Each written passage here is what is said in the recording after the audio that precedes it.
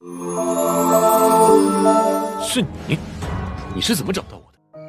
Assalamualaikum teman-teman. Seperti biasa, sebelum mulai Mimin mendoakan semoga teman-teman semua selalu dalam keadaan sehat walafiat. Oke, kali ini kita akan melanjutkan Martial Master versi novel bagian 232. Bagi yang baru bergabung, selamat bergabung. Bagi yang belum subscribe, subscribe dulu lah agar Mimin tambah semangat lagi nih bikin videonya. Oke, kalau sudah kita langsung masuk ke isi ceritanya.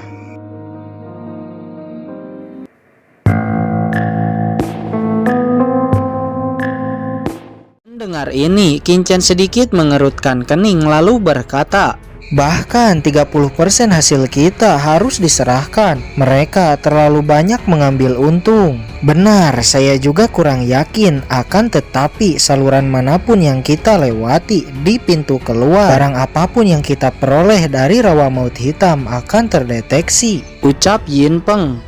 Yin Peng lalu melanjutkan, sedangkan gerbang formasi surgawi mematok harga masuk 100 batu asli kelas rendah, akan tetapi tidak memungut hasil yang didapat dari rawa maut hitam. Mendengar ini semua, Kincen menganggukkan kepalanya. Lalu Kincen bertanya lagi, "Apa yang terjadi tentang kecurangan Shenpeng yang kamu bilang sebelumnya?" Yin Peng berkata, "Shenpeng waktu itu dia juga memaksa kami untuk memasuki saluran teleportasi kamar dagang Gupeng. Pada awalnya hanya 30 batu asli kelas rendah dan 30% pendapatan. Namun pada saat itu kami beruntung dari rawa maut hitam. Kami menemukan teratai kelopak hitam, sebuah teratai yang memiliki 7 kelopak. Pada dasarnya kami hanya perlu menyerahkan 2 kelopak teratai. Akan tetapi setelah Shenpeng melihatnya, mereka meminta kami menyerahkan 4 kelopak teratai. Otomatis saya menolak menyerahkannya.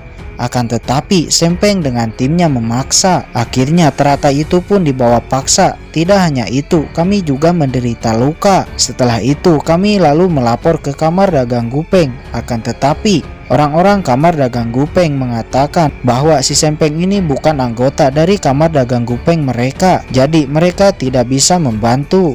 Nah, karena itulah di saat saya melihat kamu akan masuk saluran teleportasi dengan Shenpeng, saya sangat kesal dan langsung memperingatimu.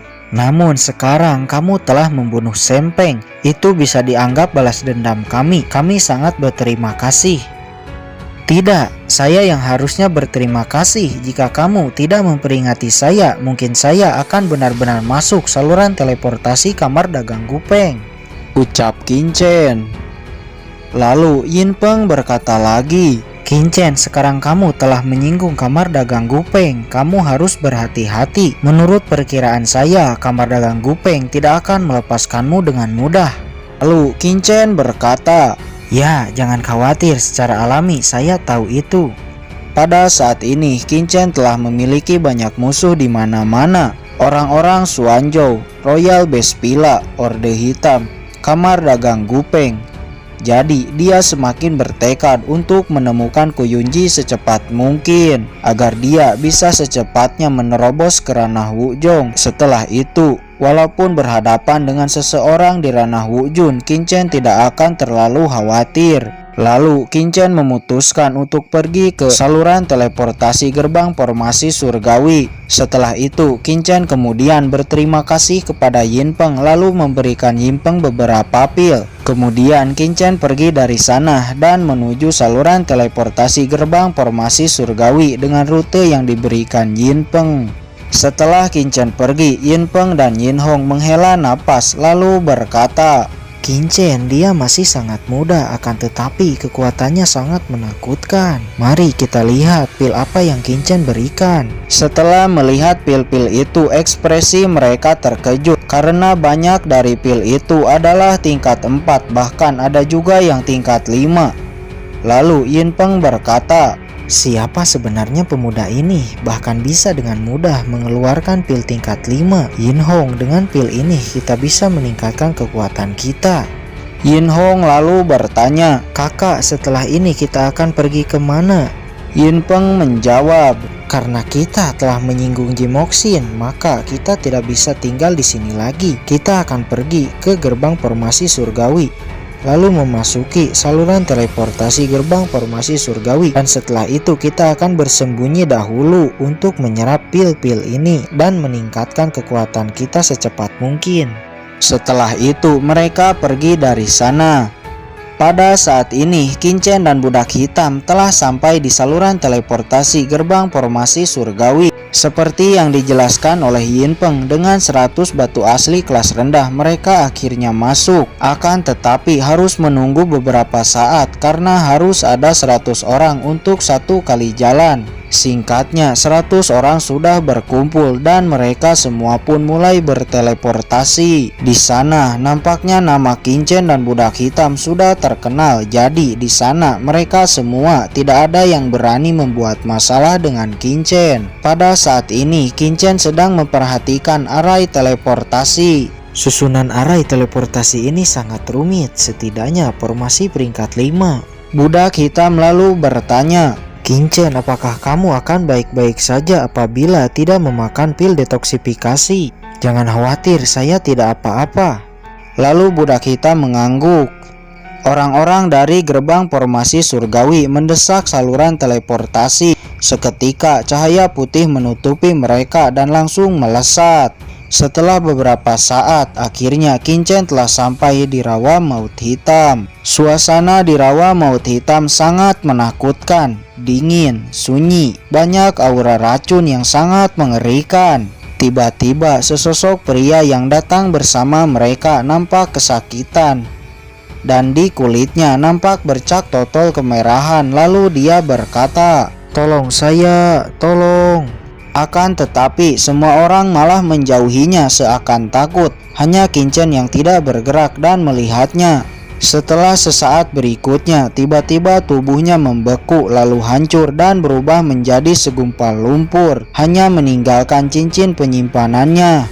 "Lihatlah, orang itu nampaknya telah memakan pil detoksifikasi yang palsu," ucap orang di sana. Tiba-tiba muncul dua orang yang ingin mengambil cincin penyimpanan itu, lalu berkata, "Tuan-tuan, dia adalah teman saya ingin mengambil cincin penyimpanannya." Namun budak hitam menyela dan berkata dengan dingin, "Kalau kamu adalah temannya, mengapa tadi kamu tidak menolongnya?" Budak hitam lalu menarik cincin penyimpanan itu ke tangannya. "Pergilah kalian dari sini." Mereka berdua pun bergegas pergi. Racun di rawa maut hitam sangat kuat. Budak hitam yang mengetahui Qingchen tidak memakan pil detoksifikasi, dia bertanya, "Qingchen, apakah kamu benar-benar baik-baik saja?" "Saya baik-baik saja," ucap Qingchen. Sebenarnya teknik Kaisar 9 Surgawi dan teknik tubuh Ekaristi Abadi yang dilatihnya bisa menahan racun.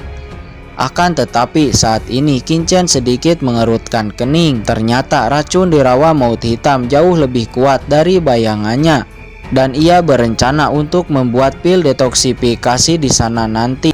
"Ayo pergi," ucap Qingchen. Namun di saat Qingchen akan pergi, kedua orang yang tadi meminta cincin penyimpanan tiba-tiba berteriak histeris. Lalu setelah itu mereka berdua tiba-tiba tewas. Qingchen lalu menatap tempat di mana mayat mereka berdua berada. Namun Qingchen tidak menemukan hal yang aneh. Tapi mengapa mereka berdua tiba-tiba mati?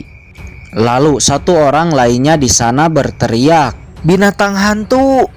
Mendengar ini, semua orang di sana mengeluarkan senjata mereka masing-masing seperti akan kedatangan musuh. Ekspresi budak hitam juga berubah dan langsung mengeluarkan spanduk setan langit. Semua orang di sana mengawasi sekeliling dengan waspada. Melihat itu, Qingchen lalu bertanya kepada budak hitam, "Budak hitam, apakah kamu tahu binatang hantu itu?" Dengan serius budak hitam menjawab, "Ya, itu adalah binatang darah yang aneh di rawa maut hitam. Orang-orang mengatakan itu terbentuk oleh racun dan binatang darah. Binatang hantu ini dapat menyerap esensi darah manusia dan membunuh dengan sangat cepat." Yang paling mengerikan, binatang ini tidak meninggalkan jejak sedikit pun, dan juga binatang ini tidak dapat dilihat dengan mata ataupun menggunakan energi mental. Jadi sangat sulit sekali menangkap binatang ini. Bahkan seseorang di ranah Wujun juga akan kesulitan melawan binatang ini. Selain racun, binatang ini juga menjadi ancaman yang sangat serius di rawa maut hitam. Ekspresi Qin Chen berubah. Apakah benar sekuat itu? Lalu kekuatan spiritual dari tubuh Qin Chen menyebar. Energi mental peringkat 5 langsung menyapu ke sekitar mayat kedua orang itu. Dan setelah itu Qin Chen sedikit mengerutkan kening. Apakah benar binatang hantu ini sama sekali tanpa jejak? Qin Chen, dia sama sekali tidak percaya. Lalu Qin Chen mendesak kekuatan spiritualnya sekali lagi, langsung menyapu ke arah kedua mayat itu. Dan setelah tersapu ke arah sana, sekilas Qin Chen melihat dua bayangan sedang menggerogoti dua mayat itu.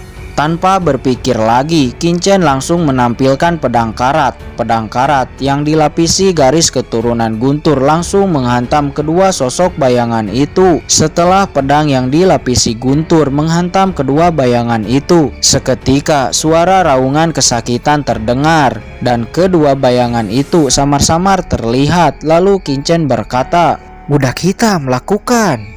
Budak hitam langsung mendesak spanduk setan langit, dan seketika kedua sosok bayangan itu langsung ditelan oleh kabut awan hitam spanduk setan langit.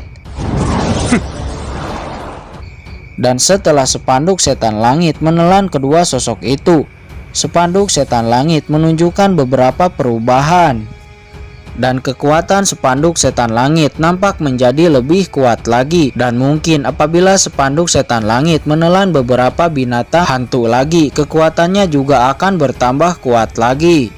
Semua orang yang ada di sana sangat-sangat terkejut. Mereka tidak menyangka Qin Chen ini sangat hebat. Lalu semuanya sangat berterima kasih kepada Qin Chen. Karenanya mereka akhirnya bisa menghela napas lega dari ancaman binatang hantu itu.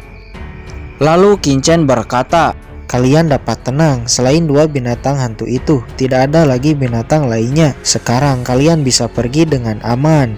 Banyak ucapan terima kasih dilontarkan kepada Qin Chen.